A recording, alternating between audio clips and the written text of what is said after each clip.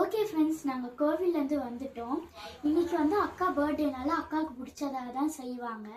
காலைல வந்து அக்காவுக்கு பிடிக்கும்னால தோசை வடகரி செஞ்சாங்க. அது அவளுக்கு ரொம்ப பிடிக்கும். இப்போ நெக்ஸ்ட்டு வந்து ஆஃப்டர்நூன் மத்தியானம் என்ன பண்ணுறாங்கன்னா mushroom vegetable biryani with paneer butter masala. அது வந்து அவளுக்கு ரொம்ப பிடிக்கும், நல்லா சாப்பிடுவாங்க. இப்போ வாங்க அது எப்படி செய்கிறாங்கன்னு பார்ப்போம்.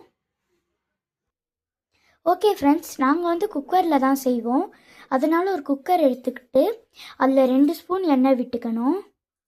1 2 2 ஸ்பூன் எண்ணெய் விட்டோன்னே அது உள்ளே விட்டுட்டாங்க. அது இது போல் ரொட்டேட் பண்ணி விடணும், சுற்றி பரப்பி விடணும். அதை பாருங்கள்.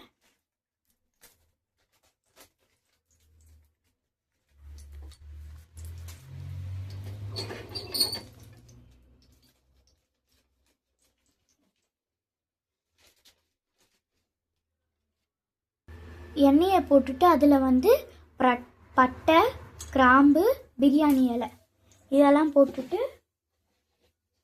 சோம்பு 1 ஸ்பூன் போட்டுக்கணும். சும்மா கொஞ்சமாக போட்டுக்கணும். இப்போ இதை நல்லா ஃப்ரை பண்ணணும்.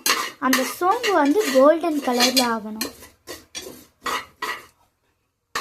உங்களுக்கு எண்ணெய் பத்தலை வதக்கும் போது அப்படின்னா கொஞ்சம் எண்ணெய் ஊற்றிக்கலாம். இந்த மாதிரி இருக்கணும். இப்போ 3 பெரிய வெங்காயத்தை நீட்டாக கட் பண்ணிக்கணும். அதை இதில் போட்டுடணும். சோம்பு வதங்கினோடனே அதை இதில் போட்டுடணும்.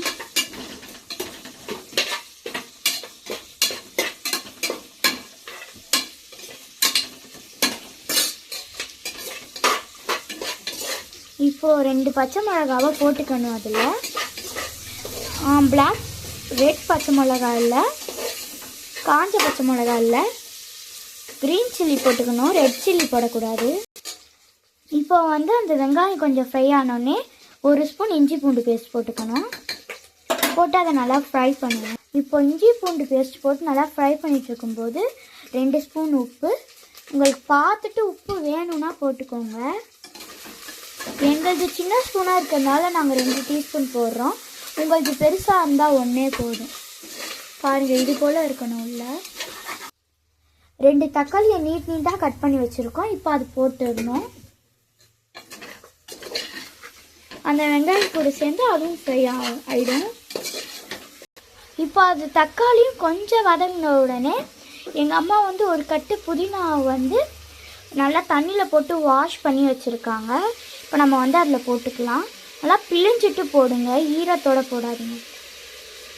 பாருங்கள், இது போல் நல்லா பிழியணும், ஒரு செட்டு ஈரம் இருக்கக்கூடாது.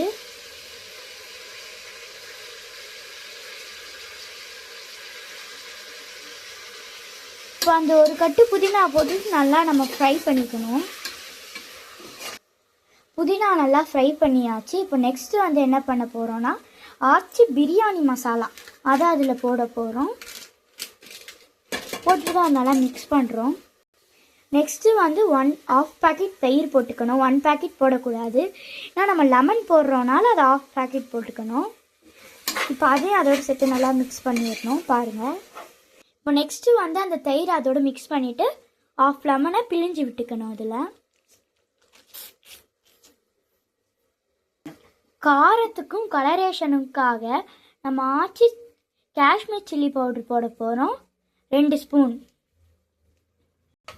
அது ரொம்ப போடக்கூடாது, ஓவர் காரம் ஆகிடும். இப்போ நெக்ஸ்ட்டு மஷ்ரூம் போட போகிறோம். நம்ம அது மேலே இருக்கிற தோலை எடுத்துட்டு அப்புறமா வந்து அதை 4ஆக கட் பண்ணிவிட்டு இது போல் கட் பண்ணி போடணும். இதையும் தண்ணியில் வாஷ் பண்ணிக்கணும், இல்லைனா பாருங்கள் உள்ளே எவ்வளோ அழுக்கு இருக்குன்னு. இந்த மஷ்ரூமை வந்து மசாலாவோடு மிக்ஸ் பண்ணிவிட்டு நெக்ஸ்ட் நம்ம வந்து வெஜிடபிள்ஸ் போட போகிறோம். வாங்க போடலாம். இப்போ நெக்ஸ்ட்டு வந்து நம்ம பீன்ஸ், கேரட், பட்டாணி போட போகிறோம். இது 3 சேர்த்து 250 கிராம்ஸ் இருக்கும். ஏன்னா நம்ம மஷ்ரூம் போட்டாச்சு, அதனால இதை கம்மியாக போட்டுக்கிறோம். இப்போ எல்லா வெஜிடபிள்ஸையும் மசாலாவோட மிக்ஸ் பண்ணி விடணும்.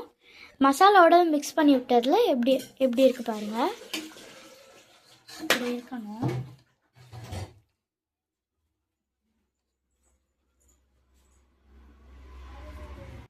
இப்போ நம்ம வந்து இந்த கிளாஸில் 2 டம்ளர்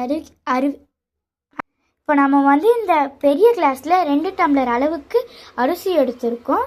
அந்த அரிசிக்கு பிரியாணி அரிசி எடுத்திருக்கோம். அதுக்கு நம்ம வந்து 3 டம்ளர் தண்ணி ஊற்றிக்கணும்.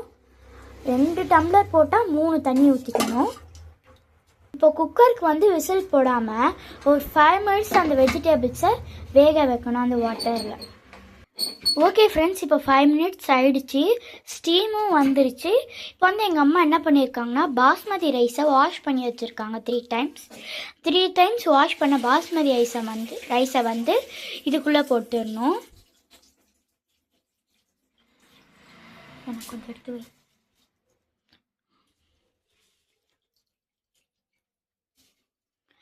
நீங்கள் வந்து ரைஸ் போட்டுட்டு கொஞ்சம் கலந்து விட்டுட்டு 12 மினிட்ஸ் வேக வைக்கணும். ஓகே ஃப்ரெண்ட்ஸ், 12 மினிட்ஸ் ஆகிடுச்சு. இப்போ குக்கரை ஓப்பன் பண்ணி பார்க்கலாம்.